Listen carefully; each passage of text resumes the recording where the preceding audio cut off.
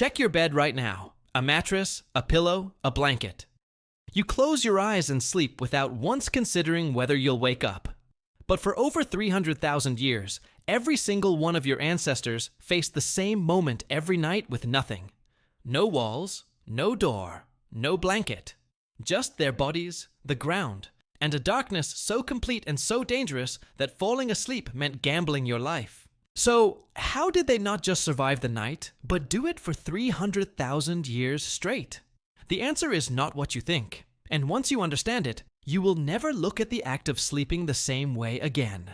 Let's start with what the night actually felt like. Not the dark you experience when the power goes out. The kind of dark where you cannot see your own hand in front of your face. Where every sound is unidentified. Where the predator that wants to kill you doesn't need light to find you, because it was built for the dark, and you were not. Leopards, hyenas, lions that hunted specifically at night because their prey couldn't see them coming. A modern human dropped into that world without preparation would likely be dead before sunrise. The popular image is always the same. Sleeping cave people, huddled together, lucky to make it to morning. But archaeology tells a completely different story. A story of engineers. Here is the first thing most people get completely wrong about how your ancestors slept. They didn't sleep once. Evidence across Africa, Europe, and Asia converges on the same pattern. Ancient humans slept in 2 phases. 4 hours after dark. A wakeful period of 1 to 2 hours in the middle of the night. Then 4 more hours until dawn. This wasn't a disorder. This wasn't insomnia. This was the default human operating system. In 1992, psychiatrist Thomas Wehr ran an experiment that changed how researchers understand human sleep. He removed all artificial light from a group of modern volunteers for an entire month. No lamps, no screens, no street lights. Within weeks, every single participant spontaneously shifted into the same 2-phase pattern their ancestors had used for hundreds of thousands of years. 4 hours. Wakefulness. 4 hours. The Industrial Revolution didn't just change how we work. It permanently rewired how we sleep. And we've been calling the original pattern a disorder ever since. But the 2-phase pattern wasn't just biological. It was a survival architecture. That middle-of-the-night waking period wasn't wasted. It was the most strategically critical window of the entire night. Anthropologist Polly Fiestner spent years studying the Juhwanzi Bushmen of the Kalahari, one of the last groups still living close to the original human pattern. Adults used that wakeful period to tend the fire, check on children, repair tools. The group didn't all wake at once. They staggered in an unspoken rotation that ensured at least 1 or 2 adults were alert through the most dangerous hours before dawn, when predators are hungriest and most aggressive. That is not primitive behavior. That is a coordinated security protocol, developed without writing, without planning documents, by tens of thousands of years of natural selection, eliminating every family that didn't do it. But none of this worked without fire. And fire wasn't just light. It was the entire operating system of ancient nightlife. The evidence at sites across Africa, the Middle East, and Europe is consistent. Ancient humans maintained fires through the night at sleep sites. Not large fires. Precisely controlled fires, small enough to conserve fuel, large enough to project heat in a radius that matched the layout of the group. Chemical analysis of ancient hearths shows these fires were not maintained randomly. Fuels were selected and treated. Bone processed to extend burn time. Specific woods chosen for heat output over flame height. Dried dung in regions without timber. They were not burning whatever they could find.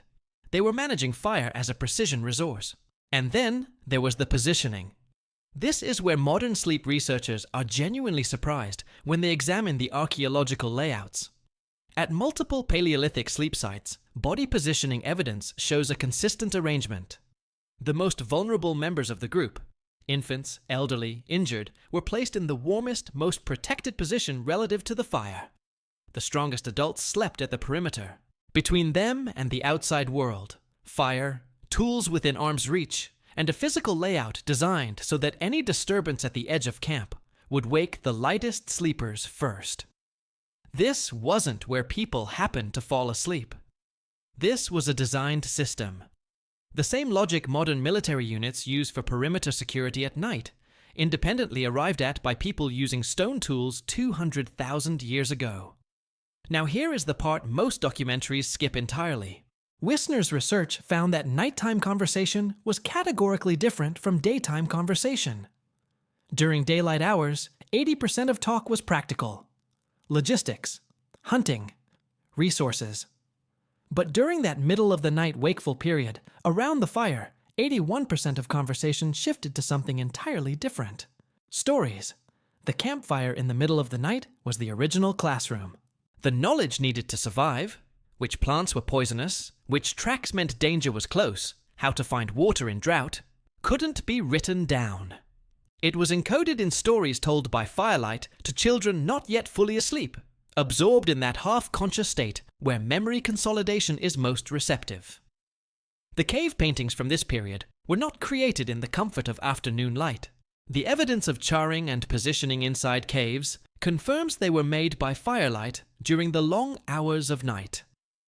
The art that defined our species wasn't a leisure activity. It was a memory system built in the dark by people who knew that knowledge stored in a single elder's head was one bad hunting accident away from being lost forever.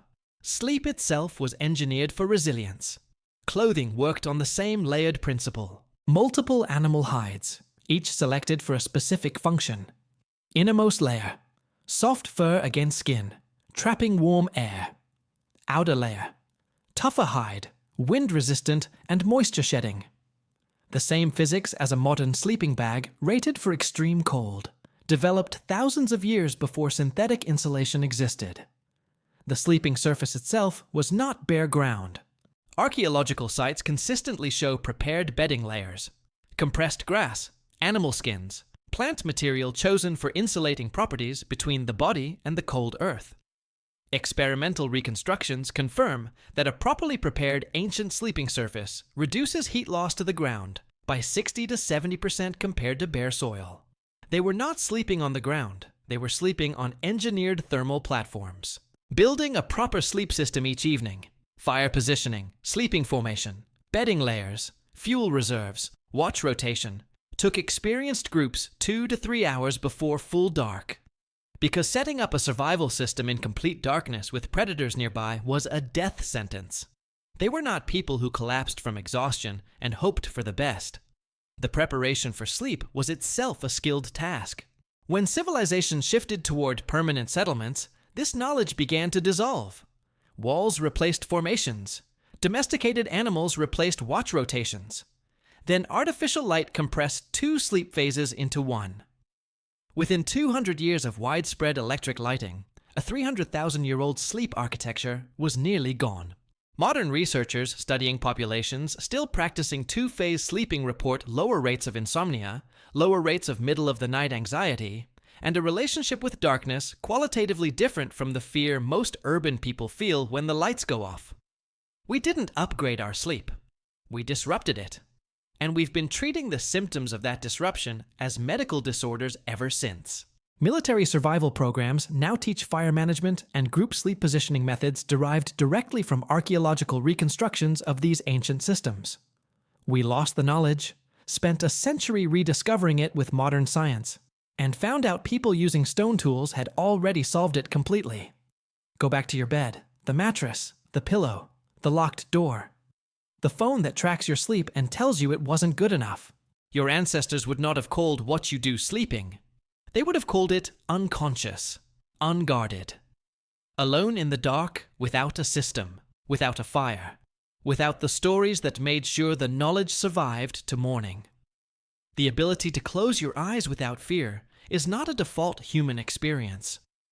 It is the product of hundreds of thousands of years of engineering, built piece by people who had no margin for error. Every time you sleep through the night without waking, without tending a fire, without scanning the perimeter, you are spending an inheritance so old that most people have completely forgotten who built it. They slept in systems, in shifts, in firelight, in brutal cold, in total darkness, so that one day, impossibly far in the future, someone who shared their blood could finally, for the first time in 300,000 years, simply rest.